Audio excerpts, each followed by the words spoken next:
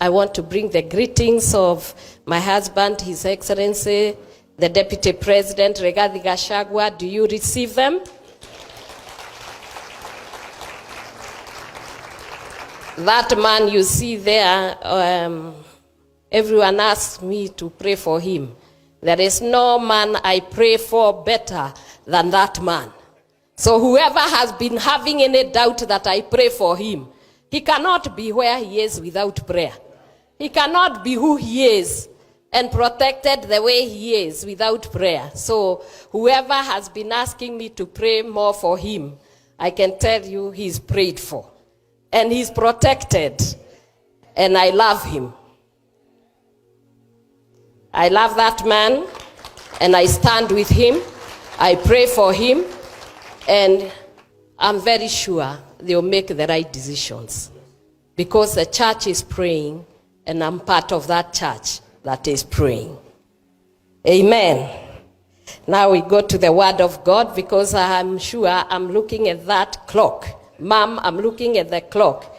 11:30 to 12:30. And I'll be out of here.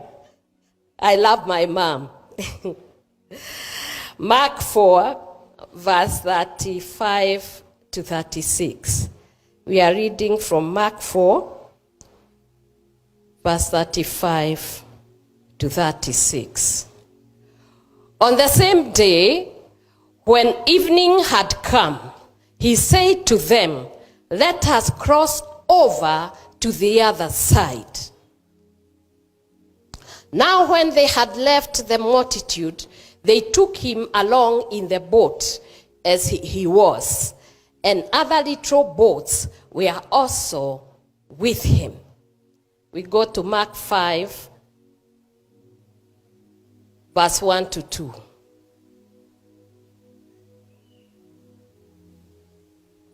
Then they came to the other side of the sea, to the country of the Gadarenes. And when he had come out of the boat, immediately there met him out of the tombs a man with unclean spirit. Heavenly Father, in the mighty name of Jesus, we thank you, we glorify you this day. Manifest yourself, speak to us, and let your word be heard in the mighty name of Jesus. For Father God, whoever hears the word and practices it, continues to manifest the glory and the power of the kingdom in Jesus' mighty name.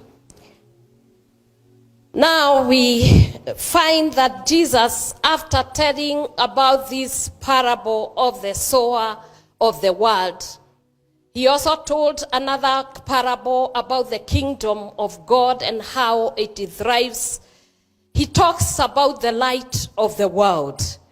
And Jesus, after that same day, after he had spoken to his disciples, he had spoken to them in parables, and he had interpreted the parables. And many of them, even they that we thought could have been people, the teachers and the others who were with Jesus every day, they could not discern from the parable that Jesus had spoken. And therefore Jesus calls them and sits them down and interprets this parable he had spoken about the word of God. He spoke about the different grounds that were there. There were the different, 3 different grounds. There were those thorny, there were those which are dry, and there was that good soil that was supposed to be planted with the word of God. And when I look around, I can imagine all of us sitting and listening to the word of God today, that Jehovah God is saying, you know, every one of you is a ground. Every person is a ground. Today you will listen to the word. You will either hear it and you lose it, you will get excited, you will get then you will get out of that door and you'll forget what God has said or what the Spirit of the living God has said. Another one will be there, and because of distractions that are there, they will forget the word of God. But there is one who will go, you will take this word and you will go with it. And you run with it, and that word will become the word that you are going to ground your life on, your business on, and you will thrive because of that word. Amen. And therefore, Jesus on that day, after he had spoken to them, because every time a teacher teaches the children, what he wants of those students is to understand and to be able to apply whatever they have been taught. And so on that same day, Jesus, who had called them, Jesus, who had anointed them, Jesus, the leader, the teacher who protected them, asked them, today I want us to go to the other side. Amen. The reason why Jesus wanted them to go to the other side was to put them on a test on what he had interpreted and to help them use their faith in the right way. Because a faith that is not tested is not faith. A faith that cannot be able to work itself into actions is a dead faith. And therefore Jesus tells them, let us go on to the other side. And today I am coming to this house of grace and I'm asking us, in our mindset, we want to go to the other side. There is something about going the other side that Jesus wants us to know. Let me have verse 2.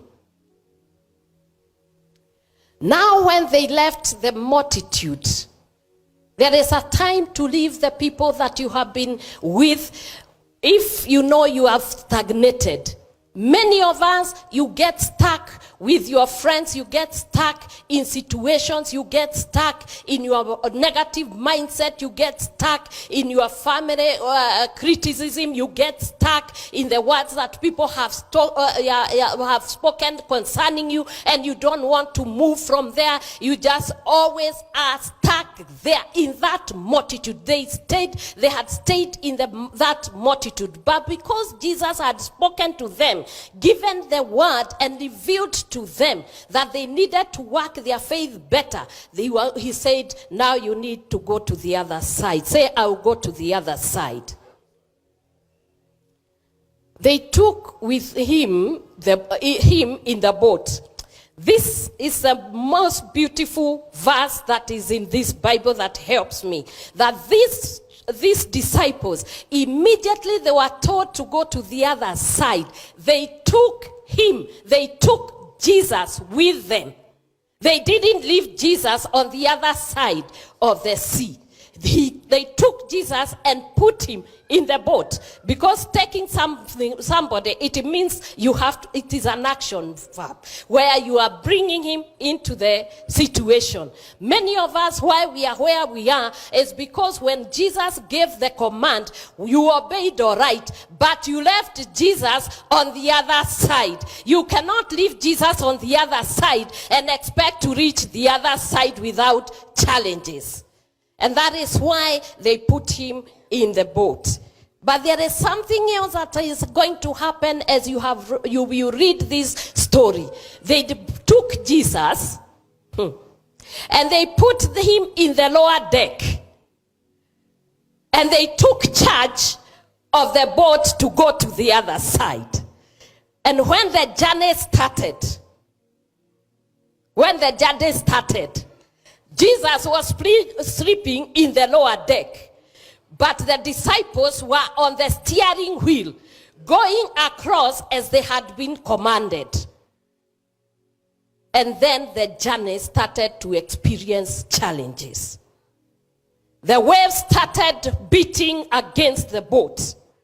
And it is the same with us. when you are home, when you are family, when you are business, when you are job, when you are ministry, is only having Jesus on the lower deck, I can tell you, you cannot get anywhere.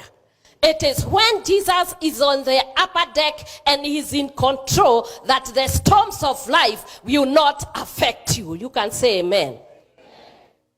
So these wonderful disciples of Jesus, they just put Jesus in the lower deck and he went to sleep peaceably. Because Jesus is a gentleman. He will only intervene in your situation if he's asked. For he says, ask, and it shall be what? It shall be given to you. If you ask him to go on the lower deck, he will stay in the lower deck. And he will stay there until you come again and bring him into your situation and allow him to have control. There is no way you and Jesus can work together. You either let him take control like the donkey, he rides you and takes you to triumph. But if you want Jesus to be controlled by you, it will not work.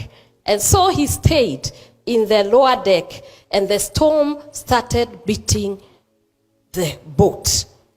And it rocked the boat. Like maybe today your health is in a storm. And you know Jesus. Of course he's in your home. And that is why many of us say, let us invite the presence of God where they are. Where was God before that? It's a question that we must always ask ourselves. When you say we are inviting the presence of God, it means he was not there, if I know English very well. So if it was not there before, it means there are at times and seasons that we put Jesus on the lower deck and allow him to stay there. We only invite them on the upper deck at the time that we need him. But what I would ask you, let Jesus be in the lower deck and in the upper deck because he's all present. Amen. And you can ask yourself, there were small boats that were going. It is only this big boat that seemed to be in trouble. We are told, and other little boats were also with him. They took him in the bigger boat. But the small boats were by themselves. And they were with God. And these small boats, not any place you hear they capsized. Not any time you hear they experience the storm. And that is why I come today as a servant of God to persuade you that you have God with you all the time. Let the presence of God reign in your family. Let your presence of God reign in your driving, even in your car. Let him be there. Even when you are in a place you don't want him to be, let him be there. Because there are times we will be where he has not sent us. And so the boat was locked and rocked by the waves. And now they realized we need to call Jesus into the situation. One thing that we must understand, God chose us. Say, God chose us. And God has anointed each one of us. There is none who is greater or bigger than the other. We are all called, we are all anointed, and God is sending us. So he sends these people and tells them, let's go to the other side. Actually, he had not sent them by themselves. He said, let us go over to the other side. How I pray that today you will hear the word of God and hear it so well that you'll be able to obey. These people obeyed, yes. They obeyed the word of God, but what they didn't do, they did not obey the power of the presence of the word of God. And therefore, they found themselves in trouble and they had to call Jesus. Say, Jesus, come and help me. You see, you don't want Jesus to come and help you. Is that how you invite Jesus? Say, Jesus, come and help us. Because there are situations in families that Jesus need to be on the upper deck and in control.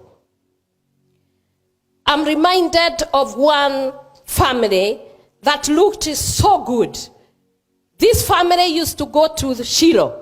They used to pray. They used to sacrifice. They used to share together. They used to pray together. But this family, as you look at it, they used to stay on the outer court of the temple of Shiloh. And in the outer court of the temple of Shiloh was too much strife between the two wives of Elkanah. There was too much trouble and struggle for Elkanah himself, because Hannah will always come and you nag Elkanah about a son, and you'll ask Elkanah to give the son. And this woman continued to be to nag her husband. And there was another woman there who was striving with another woman because she had children and the other one did not have children. The reason why they were always having all these struggles, one is because even though Jesus was there, he was not they were not entering in the presence of God. One day this woman discovered the problem that this Elkanah family had, and Hannah moved from the outer court of the temple and entered into the inner temple, and she was on the altar praying. And the moment she prayed, things changed. And things did not only change for the family of Elkanah, things changed for the families of Israel. For 400 years, the word of God had become rare. For 400 years, in the temples were men and women who were immoral. The sons of Eli who are there practicing immorality right in the sanctuary, on the altar of God. People who abused the very ministry that God had given them. And in that same place, after the woman prayed, say after the woman prayed, there entered another one called Samuel. This Samuel, nobody even taught her taught him what the word of God is, because even he did not know what the voice of God was like. But let me come to tell you, this backslidden priest that was in that temple was still having the spirit of the living God, was still having the anointing of God. He just told the woman, just go, it shall be well with you. Never ever come against a man or a woman of God. The anointing of the fathers that are there in the land, you better get shaped in the way that you think, and especially the sons and the daughters of the fathers. I'm coming here to tell you why we find all this disconnected, disunited church is because we are not obeying the fathers, because we have a judgmental kind of mindset. And therefore I'm saying, let us go over to the other side. To the other side of obedience, to the other side of submission, to the other side of making God be God. And so this woman prays and changes the equation. This boy came there and was drawing closer and closer to the Ark of the Covenant. And do you know when this boy was called by God, he did not know that was a voice of God. What he heard was a voice of a father. Let me tell you, God is not going to speak to you in any other voice. The God of heaven will always speak to you in the voice of the Father.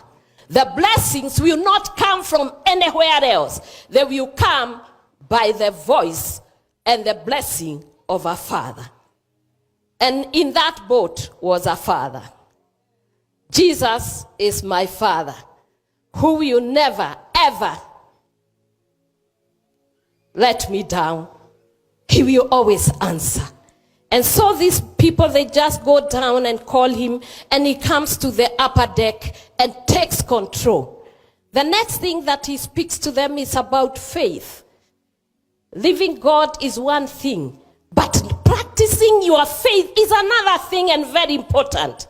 making your faith work is a different ball game. Because you see here he comes and he asks people, what is all the problem with all this? You are people who are put in charge from Genesis chapter 1, verse 28. He gave them dominion over the forces of the sea, over the forces of the air, and over everything that lives upon the land. It was just a simple wave that was making these people fret. He had just talked to them and told them in verse 23. Give me Mark chapter 4, verse 23. This is what Jesus had spoken to them. If anyone has ears to hear, let him. Then he said to them, take heed what you hear. With the same measure you use, it will be measured to you. And to you who hear, more will be given. And you see, he had just told them that the kingdom of God thrives. And it thrives on faith. And these people, they just saw a wave. They said, oh, Father, don't you think? Why are you sleeping there? We are going to perish. How many times have you asked Jesus? I've been praying for years, and you are not answering. I've been doing this, and you are not coming through. And Jesus comes and just says, peace, be still.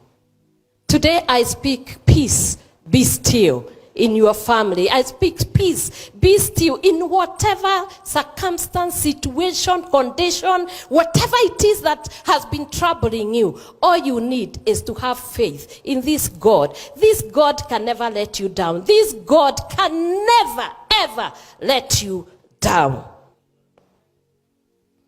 And we see that life changes, and changes for the family of Elkanah, and also changes for the life of Israel. They were delivered. May you be delivered from whatever it is that has been disturbing you. I don't know whether you're sick. Maybe it's your sickness, and it is not your sickness. Because I've always known that what you speak becomes legal. So I didn't want to say your sickness, because it is not your sickness. But if you're sick today, this word of God, let God come from the lower deck and come to the upper deck to address your situation. Let God speak this word, and let the peace of God rest upon you, and let the healing of this word that I speak come and be active in you. If it would be active on a sea, why shouldn't it be active in a man who is made in God's image, in God's likeness? And if you want that healing, can you say amen? Amen. And so the boat continued, and it reached the other side. And the other side, they have now been repeated about faith. And the calm came upon the sea. When the storm ceased, they also went to the other side. And there was to be manifestation of God's power. May God start to manifest his power upon your lives. May the word of God that causes the impossible to become possible start to function now in the name of Jesus. So we reached on the other side, and they found this madman who has been there, and he has been hurting himself. He has been changed, and he had an unclean spirit. And after that, things changed. By just going to the other side, we are told when he had come out of the boat, immediately, may every unclean spirit depart now in the mighty name of Jesus. Because when Jesus arrives, when he comes, there is nothing that can withstand. Every battle ceases. Every conflict ceases. Every strife ceases. And this is what I pray for you today, that every strife that you have been going through, may it cease now. Every quarreling, even in our country, may it cease now. Every demonstration that has been going on, may it cease now in the name of Jesus. Every family conflict, because we have so many marriages now that are on the rock. And I can tell you, the divorce rate is getting higher and higher. The reason is because we are more into material things than we are into the word and the presence of God. Many people come to church every day, but practicing the word of God and having faith in the word of God have become an impossible ground. May we now move over. Can we go over from all these negative thoughts and start thinking positive about our country? Can we move from speaking negative to speaking positive about our country? I was so worried when somebody said that this country will continue to have strife, demonstration for the next 10 years. And that person is a Kenyan. Surely there is a God who is able to change situations. And this is the God we serve. And I don't think this God we serve is so mean and, so I don't know the word to use for God, because he has never been there. So callous. To allow a country that is praying, because I know Kenyans are praying. We've been praying. We are on our knees. And he says, if we pray, he will hear. These people went to the lower deck and they called him to the upper deck. And when he came, he took control of a situation. We have prayed today. And the one who led the prayers is just not an ordinary man. Is a prophet of God. Is a man of God. Is a father in this nation. Don't you think God hears the prayers of a father? Don't you think that this God hears the prayers even of his children? Don't you know that this is a faithful God, to whom there is nothing that is impossible with him, nothing too hard for him? This God is the God of the nation of Kenya. This God is the one who reigns and has dominion over the airspace of Kenya, over the ground of Kenya. And I can tell you, the blood of Jesus will avail peace in this country, in the name of Jesus.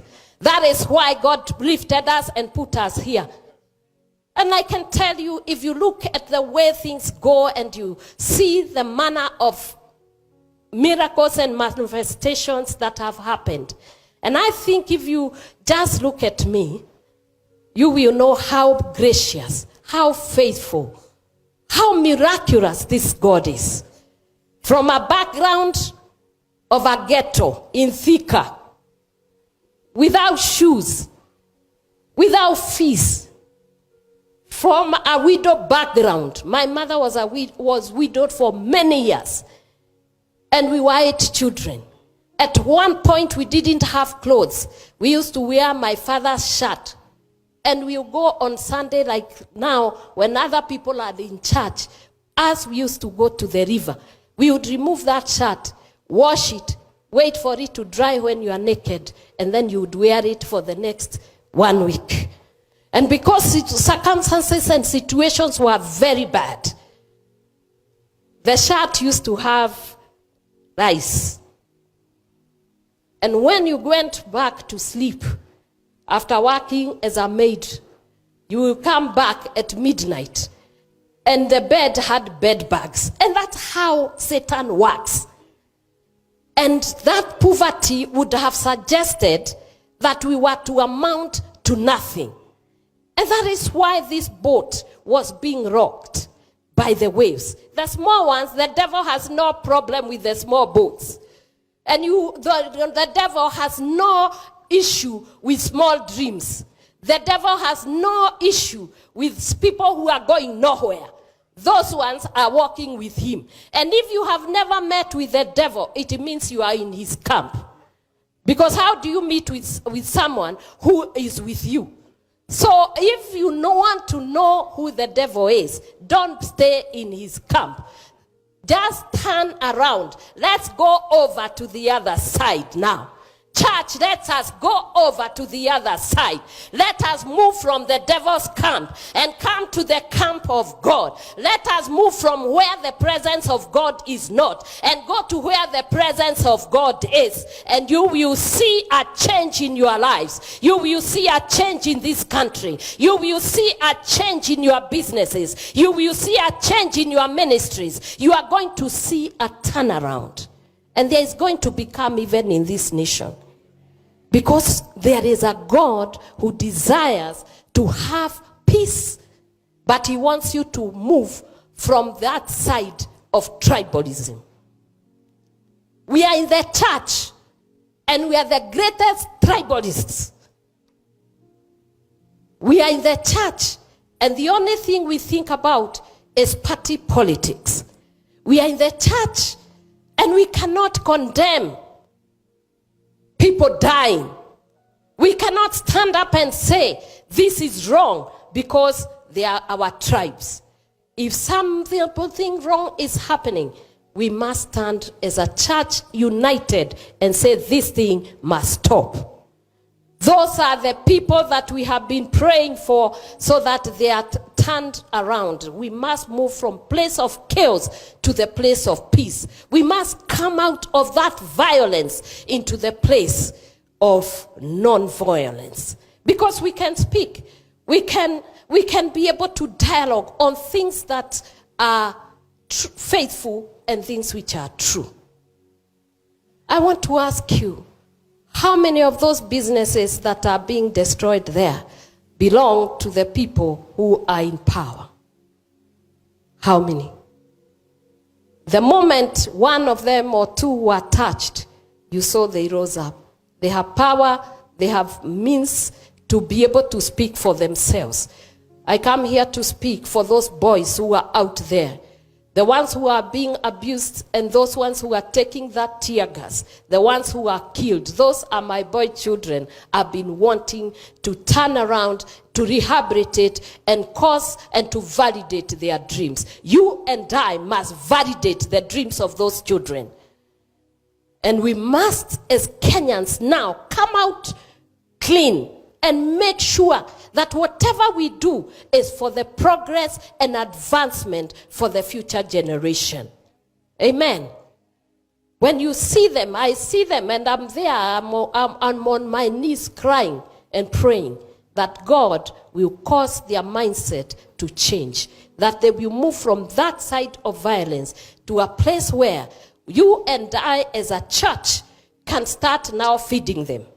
In fact, the House of Grace is a place that is going to be a feeding place, a kitchen for the homeless, a kitchen for the widows, a kitchen for those who need to be fed.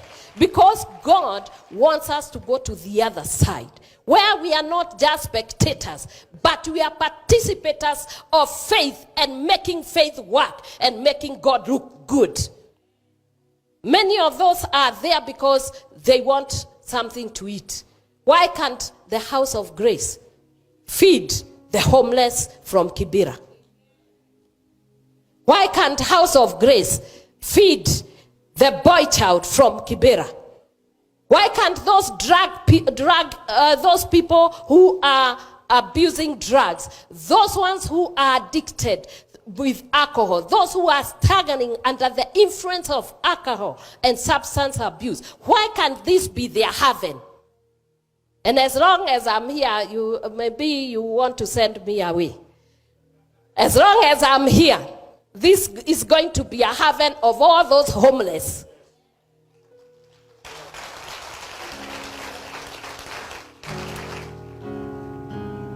Because my office has decided to make to become the voice of the voiceless and the face of the faceless. That's why you hear she's there with the widows, she's there with the people with disabilities, she's there with the orphans. I'm very happy to be associated with those people. And I'll continue doing it until Jesus returns, or I go home to be with him. And so, if you are clapping, you better clap.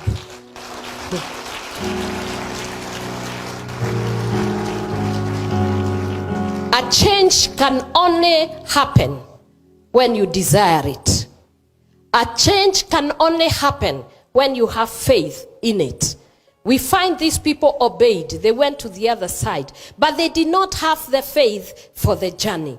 They did not have the power to work out their faith for manifestation. So Jesus had to do it for them.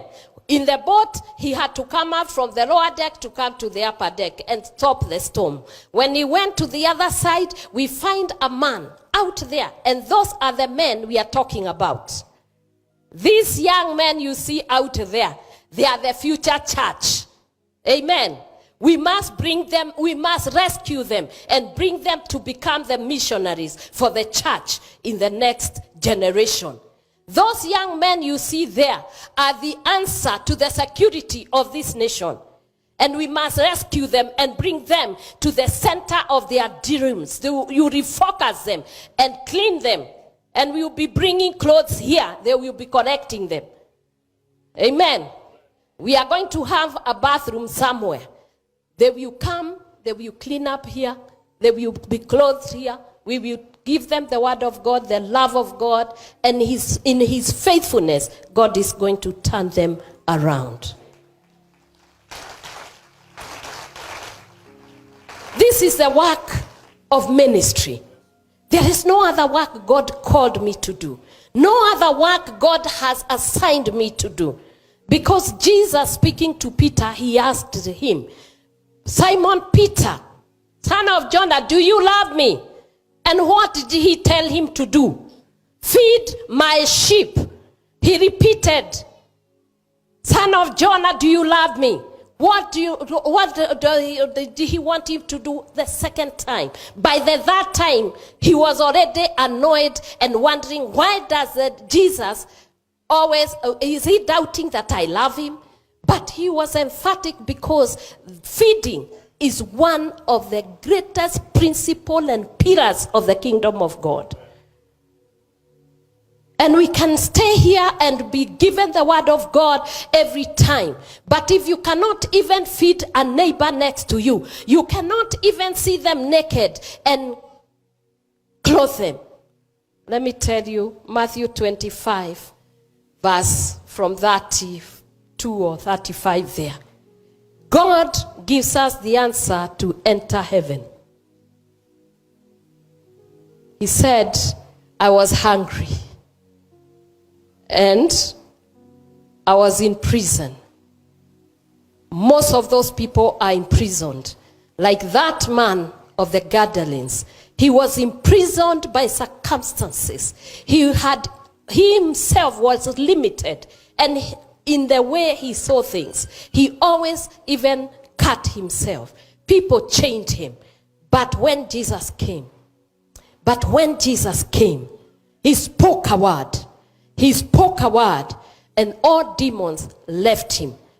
And let me tell you, there was manifestation of the power of God with the Gadarenes and Decapolis. 10 cities were impacted by the same man who lived in the graveyards. This is the same thing that is going to happen in this Nairobi and every city in this nation. Those boys you see there, they look more like the man of the Gadarene. Dirty and looking like he's useless. He has no one to help. He's neglected out there. Anyone who saw him, they changed him. He himself cut him himself. These children are taking drugs. These children are taking alcohol. These children are abusing drugs because of frustration, depression, and inability to get jobs. Some of those are your sons. Could be your sons. They could be your sons. Only grace has abound for you. Imagine if it was your son, what would you do? Would you let them continue to be in those streets? Would you? And this is the gospel of Jesus Christ. Let those who have ear hear what the Spirit of God is saying. If you do not do something concerning those young men who are out there. One day, it's a time bomb. It's already starting to detonate by itself. Please, let us do what is right. Let's get these people in order. Let them take them from that side and let them come and see the face of Christ. Let them come and see the works of God. Let them see God and appreciate God. Let them see the real church. Let the widows be fed here. In fact, I think from next week, my chief of staff, I think he's here. Let them start eating here. The widows from everywhere. Tell them to come.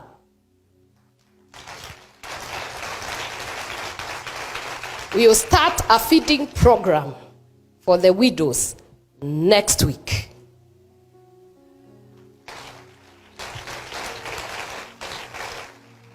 They will be cooked here, and we can afford like 3 times a week. And from there, we will continue as we make structures to every day of the week, so that we do not have people who are dying. We do not have people who are struggling with a meal when you have food which you are throwing away. This is, God have mercy on us. Because we can continue to enjoy ourselves and say that we can get big houses. Most of us have the big houses. We have the cars.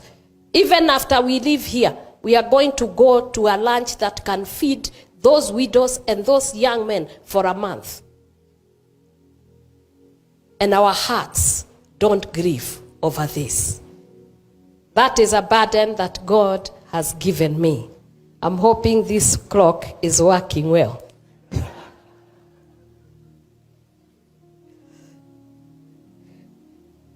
And therefore, we need to go back and redig the wells the fathers of ministry and the fathers of the church dug before. Isaac planted and he harvested because of faith and obedience.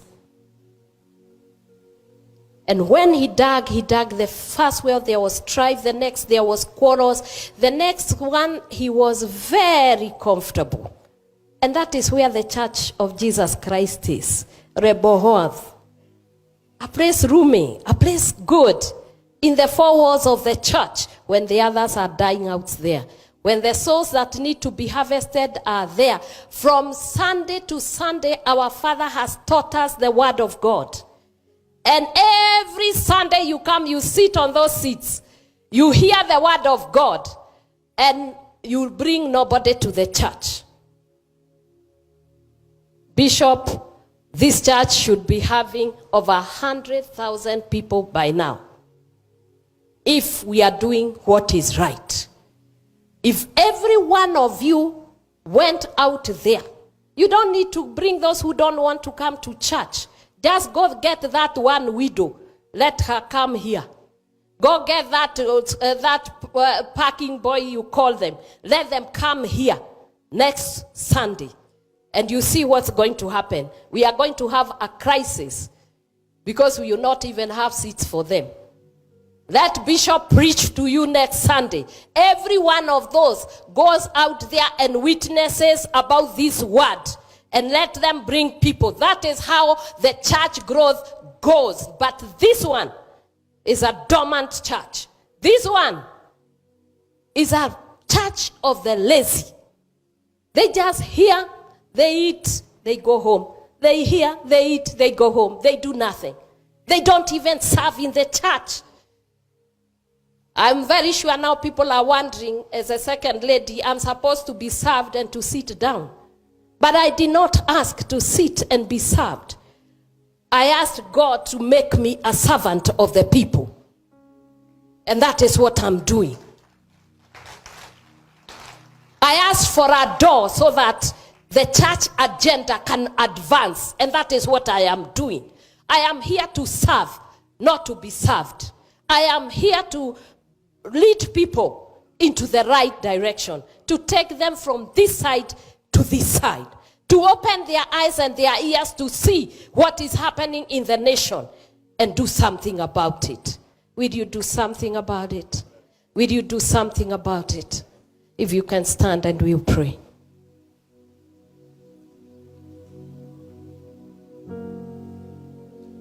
I want you to go before God. We have failed him in many ways. When you saw those widows in Kibera, when you saw those young men all over staggering under the influence of alcohol and you did nothing.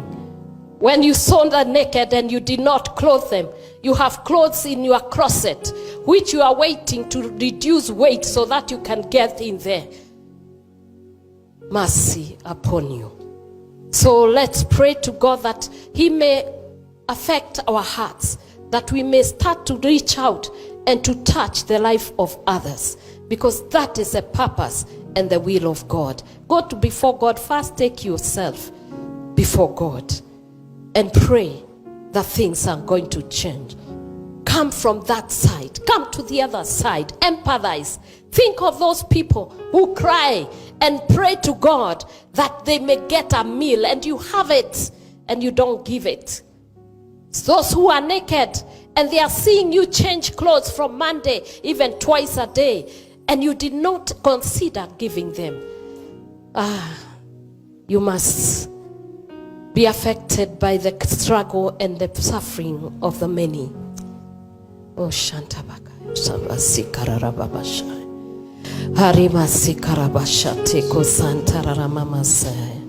I want you to pray. I don't hear you praying. You better pray, church. Church, pray. Riko Santarababasaya, Ramamashikatasa. Zamararabobo Shataria Katarababashaya. Zinanera Ritoshita Karababasaya Ramahaya. In the mighty name of Jesus. Gracious and everlasting Father, thank you for your word, O Jehovah Father. Speak to our hearts, O God. Let the deaf ears start to hear, O God. Let the stone hearts, O Jehovah God, be made flesh, O God. And let our hands, O Jehovah God, become the hands that can be able to help. Let our homes become the homes, O Jehovah God, that accommodate many. Let our hearts bleed, O God, for those who are in trouble, Jehovah. Let the struggle cease in the name of Jesus. Bless us and bless this country. Bless us and bless this country. Bless the men and the women. Bless the children, O God. Bless the youth, O God. Bless the widow and the orphan. In the mighty name of Jesus.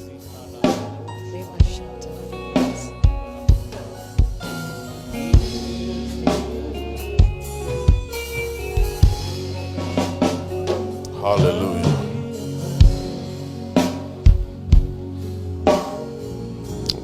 The message is clear.